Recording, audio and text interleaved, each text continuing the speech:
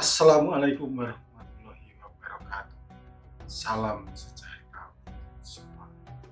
Jumpa lagi dengan saya Haris di channel Misteri Perhal. Episode ini saya tidak ingin membahas masalah kerajaan di Nusantara. Kita mencoba melihat sejarah bangsa lain, tetapi masih terkait dengan kita, yaitu kita akan membahas mengenai dinasti Mughal di India. Mughal Empire ini menarik untuk dibahas karena ada satu hal yang sangat kontroversi, yaitu salah satu Sultan Mughal yang bernama Jalaluddin Akbar mengenalkan ajaran baru yang disebutnya sebagai Din Ilahi. Ajaran ini menggabungkan dari seluruh agama yang ada di India saat itu, yaitu agama Islam, Hindu, Buddha, Sikh, Kristen, dan Zoroaster. Jalaluddin sendiri sebenarnya adalah seorang muslim yang taat. Ia mengenalkan Din Ilahi ini. Ajaran Din Ilahi ini menimbulkan kontroversi dan penolakan keras, khususnya dari umat muslim. Akibatnya, anak Jalaluddin Akbar sendiri yang bernama Pangeran Salim atau Sultan Jahangir memberontak kepada sang ayah. Sultan Jahangir menginginkan agar kerajaan Mughal kembali ke dasar Islam yang sebenarnya, Islam yang kafah, dan tidak mencampur adukan antara ajaran Islam dengan agama-agama yang lain dengan dalih toleransi. Seperti apa sih ajaran Din Ilahi? Dan apa yang melatar belakangi munculnya ajaran tersebut? Simak sampai tuntas tayangan ini agar teman-teman mendapatkan gambaran yang menyeluruh tentang Din Ilahi. Dan jangan lupa bagikan kepada teman-teman agar teman-teman kalian juga mendapatkan pemahaman yang benar. Sebelum membahas mengenai ajaran Din Ilahi ini, saya mengucapkan terima kasih kepada kawan-kawan semua yang terus mendukung channel Misteri Perhal dengan memberikan komentar, like, dan subscribe. Untuk kawan-kawan yang baru pertama kali mengunjungi channel ini, segera saja subscribe dan tekan tanda lonceng agar saat saya mengunggah konten baru teman-teman mendapatkan notifikasi. Tak henti-hentinya saya mendoakan kepada kawan-kawan semua agar selalu sehat, bahagia, dimudahkan segala urusannya, dan murah rezeki. Amin, amin ya rabbal alamin. Pertama, kita bahas dulu siapa kerajaan Mughal ini. Kerajaan Mughal adalah kerajaan di India dengan ibu kotanya di Delhi. Kemajuan peradaban Islam di India baru tercapai ketika masa pemerintahan dinasti Mughal yang berkuasa dari tahun 1526 sampai 1858 Masehi. Dinasti Mughal merupakan kerajaan yang didirikan oleh keturunan bangsa Mongol. Kekaisaran Mughal merupakan kelanjutan dari Kesultanan Delhi di India, sebab kekaisaran ini menandai puncak perjuangan panjang dan membentuk sebuah imperium Islam yang didasarkan pada sebuah sintesa antara warisan bangsa Persia dan bangsa India. Jika pada dinasti-dinasti sebelumnya Islam belum menemukan kejayaannya, pada masa kekaisaran ini Islam benar-benar mencapai puncak kejayaan. Keberadaan kekaisaran ini dalam periodisasi sejarah Islam dikenal sebagai masa kejayaan kedua setelah sebelumnya mengalami kejayaan pada dinasti Abbasiyah. Kerajaan Mughal didirikan oleh Sultan Yahiruddin Muhammad Babur yang berkuasa dari tahun 1526 sampai 1530 Masehi. Setelah ia wafat, posisinya digantikan oleh anaknya yang bernama Sultan Nasiruddin Muhammad Humayun. Sultan Babur ini wafat pada tanggal 26 Desember tahun 1830. Humayun sendiri memerintah dari tahun 1530 sampai 1556. Setelah itu kekuasaan beralih ke Sultan Jalaluddin Akbar. Sultan Akbar ini lahir pada tahun 1542 sehingga ia naik tahta pada usia 14 tahun. Usia yang sangat muda untuk memegang sebuah kerajaan yang sangat luas. Coba bandingkan dengan teman-teman, usia 14 tahun teman-teman masih apa? Masih bermain futsal atau bermain dengan teman-teman atau cuman asik nonton film dan lain sebagainya, belum memikirkan negara yang sangat luas dengan problematik yang sangat-sangat rumit. Karena masih sangat muda dalam menjalankan roda pemerintahan, Sultan Akbar ini dibantu oleh Bairam Khan. Bairam Khan ini seorang ulama yang sangat terpandang di istana saat itu. Ia menduduki sebagai menteri utama. Setelah Sultan Akbar dewasa dan mampu mengendalikan pemerintahan, hal yang pertama ia lakukan adalah menyingkirkan Bairam Khan ini. Kejadian tersebut terjadi pada tahun 1560. Mengapa Bairam Khan harus disingkirkan padahal ia berjasa selama 4 tahun membantu roda pemerintahan kerajaan Mughal? Karena Bairam Khan ini terlalu memaksakan paham Syiah dalam pemerintahannya. Sementara Sultan Akbar memiliki dasar kebebasan beragama yang kuat dan tidak menyukai pemaksaan dalam hal keyakinan. Inilah alasan Sultan Akbar memecat Bairam Khan yang dianggap bisa menghambat setiap kebijakan yang akan diambil oleh Sultan Akbar nantinya. Akibat pemecatan ini, Bairam Khan melakukan pemberontakan, tapi ia bisa dihentikan atau bisa dikalahkan oleh pasukan Sultan Akbar. Dan Sultan Akbar tidak memberikan hukuman kepada Bairam Khan karena bagaimanapun juga Sultan Akbar berhutang budi pada Bairam Khan yang membantu menjalankan roda pemerintahan di saat ia masih remaja. Dinasti Mughal ini membawa sejumlah perubahan besar dalam peradaban Islam di India. Sebelum terbentuk peradaban tersebut, India mengalami proses yang panjang dalam hal Islamisasi. Dimulai dari sekitar tahun 622 Masehi melalui jalur perdagangan. Lambat laun terbentuklah komunitas atau kelompok-kelompok Islam yang semakin lama semakin membesar sehingga menjadi sebuah imperium besar. Dinasti Mughal merupakan dinasti Islam terbesar di India. Di bawah kekuasaan Mughal, Islam berkembang dengan pesat. Dinasti Mughal ini mencapai puncak kejayaannya saat dipimpin oleh Sultan Jalaluddin Akbar. Sultan Akbar berpendapat setiap penyatuan wilayah dengan menggunakan kekerasan militer akan menimbulkan pemberontakan, dan setiap pemberontakan dan peperangan akan menimbulkan korban jiwa khususnya pada rakyat. Ia yakin penyatuan tanah Hindustan harus melalui pendekatan harmonis terhadap masyarakat. Hal ini dilakukan karena India merupakan wilayah dengan multikultural.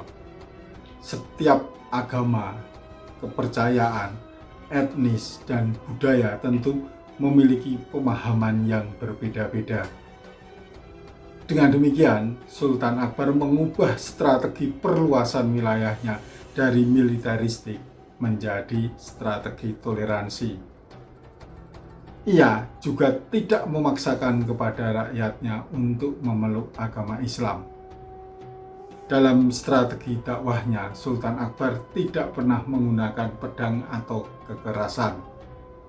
Hal ini didasarkan pada keyakinan bahwa Islam merupakan pilihan dan tidak ada unsur paksaan di dalamnya.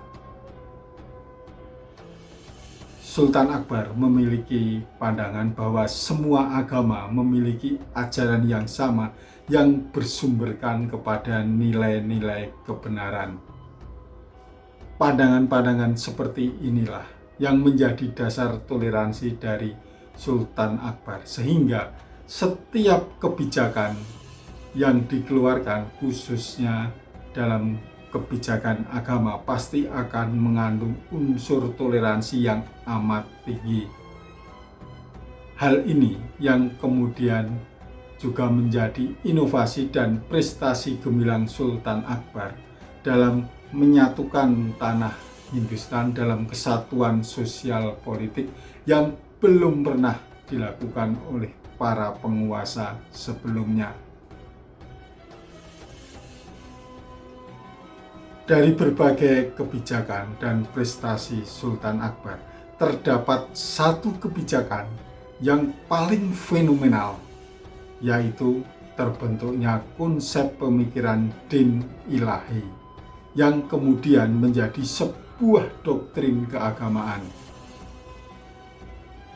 Pemikiran tersebut merupakan bentuk dari politik sul-i-kul atau politik toleransi yang tidak membedakan agama, kepercayaan, suku, ras, adat, dan budaya. Kalau mirip-mirip kalau dengan di kita itu istilahnya ini SARA, jadi anti SARA,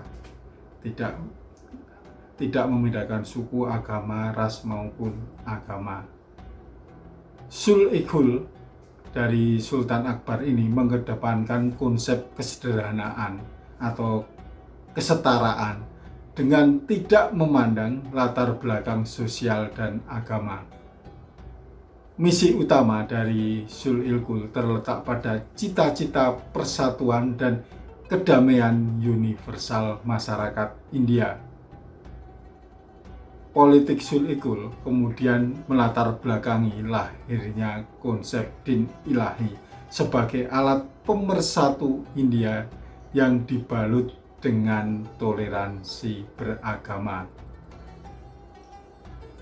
Di satu sisi, munculnya din ilahi menjadi suatu inovasi dan prestasi besar Sultan Akbar dalam menyatukan India berdasarkan kesatuan sosial politik. Namun, di sisi lain, din ilahi secara teologis dianggap merusak dan mencederai agama Islam.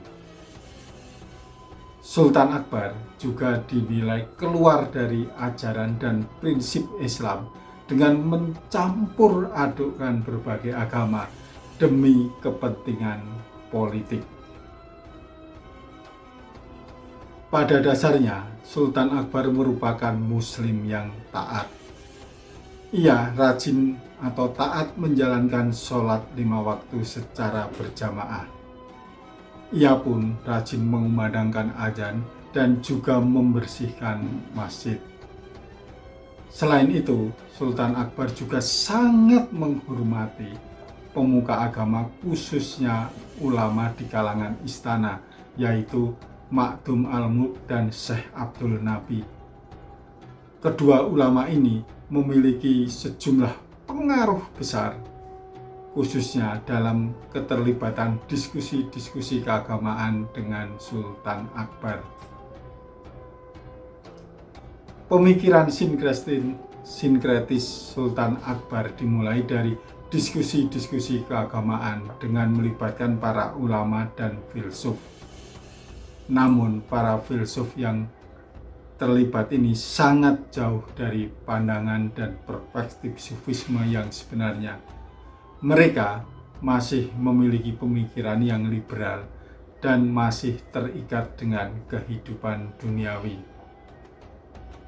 Salah satu pemikiran yang liberal yaitu menganggap bahwa sujud kepada raja sama halnya dengan sujud kepada Allah Subhanahu wa Ta'ala, serta setiap agama pada dasarnya sama, sehingga manusia bebas menggunakan cara apapun dalam mengagungkan Tuhan. Ajaran sufi yang sangat liberal ini terpengaruh dari konsepsi wahdatu wujud atau kesatuan keberadaan yang merusak esensi ajaran Islam yang bersumber pada Al-Quran dan hadis. Pemikiran sufistik ini sebenarnya bertentangan dengan konstruksi pikiran istana yang menginginkan Sultan Akbar harus menjalankan pemerintahan berdasarkan Al-Quran dan hadis. Hal ini terjadi karena adanya perbedaan paham aliran yang berseberangan dari kalangan istana dan sufi. Kalangan istana ini menganut paham Sunni, sedangkan para sufi beraliran Syiah. Pemikiran yang ditawarkan oleh kaum sufi lebih mengarah kepada pemikiran-pemikiran liberal yang kemudian mempengaruhi pemikiran Sultan Akbar. Selanjutnya, Sultan Akbar mendirikan forum diskusi yang diberi nama Ibadat Khana pada tahun 1575 di Fatipur Sikh. Ibadat Khana merupakan forum diskusi keagamaan untuk memecahkan persoalan kehidupan dan pemerintahan dengan berlandaskan ajaran agama. Ibadat Khana diadakan setiap malam Kamis dan dihadiri oleh berbagai kalangan ulama. Namun, diskusi dalam Ibadat Khana ini mengalami jalan buntu, lebih sering mengalami jalan buntu karena satu sama lain saling memojokkan dan mengaku paling benar sendiri. Akhirnya tidak menemukan hasil maupun solusi terhadap suatu masalah. Sultan Akbar menilai cara berpikir dari ulama Sunni masih kaku. Kemudian Sultan Akbar mengundang berbagai tokoh agama dari agama lain seperti dari agama Hindu, Buddha, Kristen, dan Zoroaster untuk ikut berdiskusi sebagai penyeimbang. Dari diskusi-diskusi tersebut mendorong lahirnya suatu gerakan atau konsep sinkretisme agama yang sangat besar yang disebut din ilahi. Lahirnya din ilahi juga tidak terlepas dari pemahaman Sultan Akbar sebagai Khalifatullah atau wakil Allah dalam sistem pemerintahan dinasti Mughal. Pengakuan sebagai wakil Allah sejatinya bukan merupakan hal baru dalam sistem pemerintahan dan perpolitikan Islam. Hal ini telah ada jauh sebelum dinasti Mughal berdiri dan bahkan telah ada sejak awal berdirinya dinasti Umayyah. Konsep Khalifatullah ini mengindikasikan bahwa pemimpin merupakan wakil Allah yang memiliki otoritas yang kuat dalam memerintah dan mengatur rakyatnya sesuai dengan kehendaknya. Motivasi Sultan Akbar memakai konsep Khalifatullah ini adalah untuk menyatukan India dari segala unsur agama, kepercayaan, dan sosiokultural masyarakat. Din ilahi sebagai gerakan toleransi beragama lebih banyak mendapat dukungan dari masyarakat Hindu. Mereka tertarik dengan gerakan toleransi beragama yang tidak membeda-bedakan setiap orang. Hal ini dikarenakan dalam ajaran Hindu terdapat satu paham kasta yang menjadikan sebagian umat Hindu, khususnya yang berkasta rendah, merasa terdiskriminasi. Din Ilahi merupakan suatu gerakan dan gagasan Sultan Akbar dalam kebijakan keagamaan. Din Ilahi ini memiliki anggota yang tergabung di dalamnya dan memiliki ritual serta ciri khas tertentu. Dan Sultan Akbar hanya menerima anggota atau murid baru Din Ilahi pada hari Ahad atau Minggu. Selain itu, setiap anggota Din Ilahi memiliki karakteristik yang mencolok ketika mereka bertemu. Mereka harus mengucapkan Allahu Akbar, lalu dijawab dengan Jalla Jalaluhul. Mereka juga tidak diperkenankan untuk memakan daging, mendekati daging, serta mengunjungi tempat penjual daging.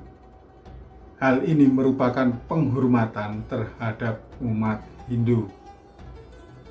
Selain itu, anggota yang tergabung dalam Din Ilahi tidak diperbolehkan menggauli wanita mandul, wanita yang sedang hamil, dan wanita yang belum akhir balik.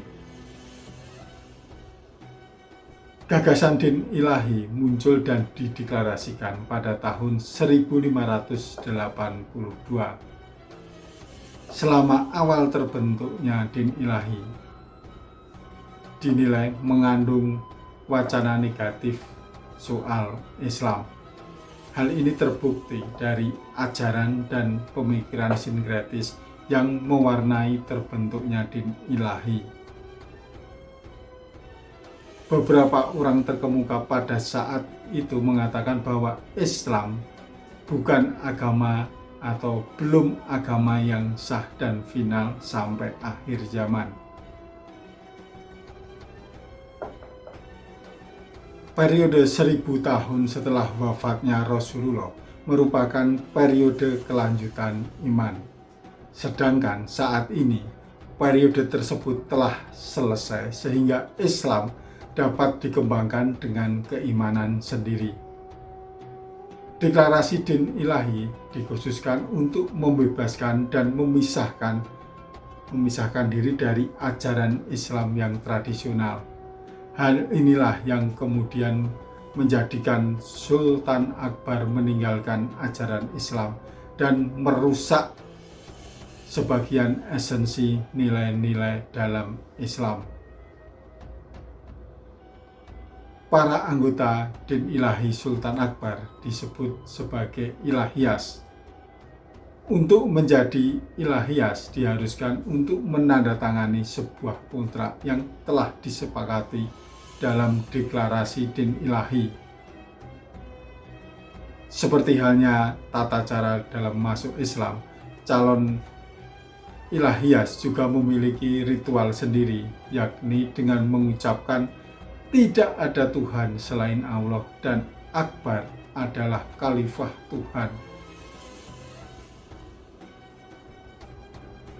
Namun, ritual bergabung dalam Din Ilahi ini hanya terbatas dan disaksikan oleh Sultan Akbar sendiri.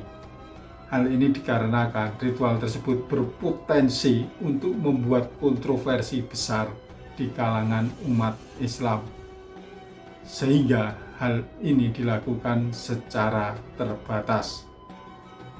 Dari sini jelas betapa melencengnya gerakan Din Ilahi yang dideklarasikan dengan tujuan untuk menyatukan umat, menyatukan masyarakat India yang memiliki berbagai macam perbedaan suku, agama, dan ras.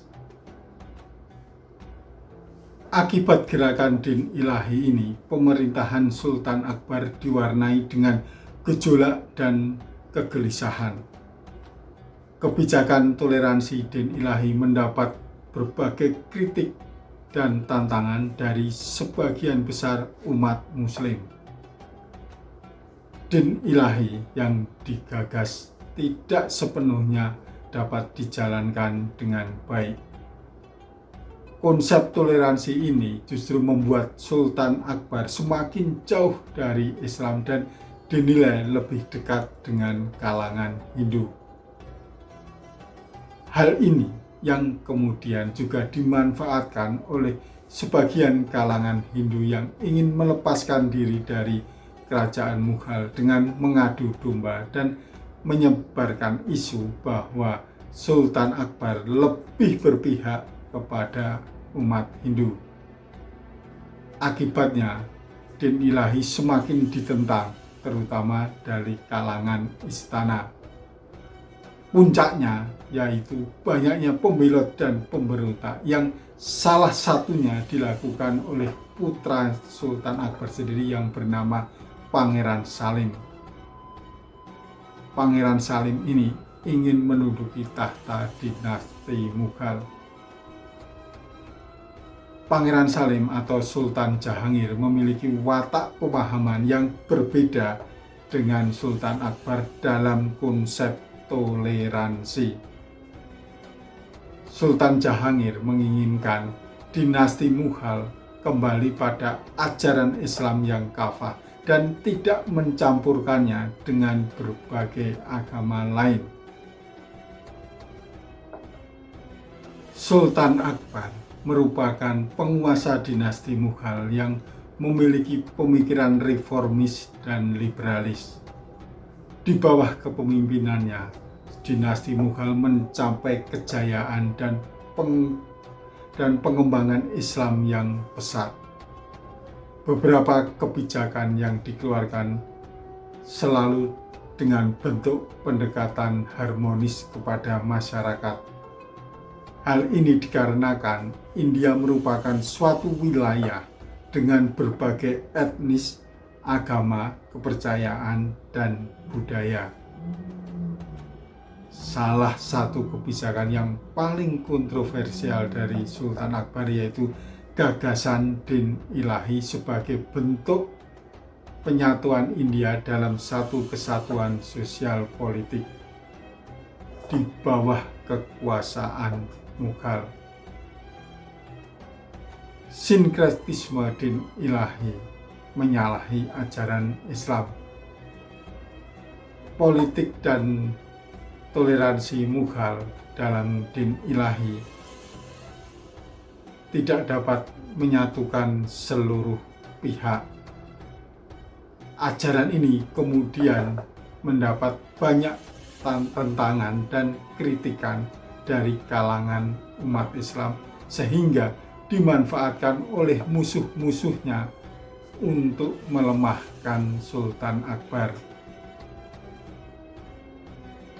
Sepeninggalan Sultan Akbar, din ilahi juga tidak berkembang. Jumlah pengikutnya sampai Sultan Akbar meninggal dunia hanya berjumlah 19 orang. Teman-teman, demikianlah pembahasan mengenai gagasan din ilahi yang menggabungkan Islam dengan ajaran agama lain.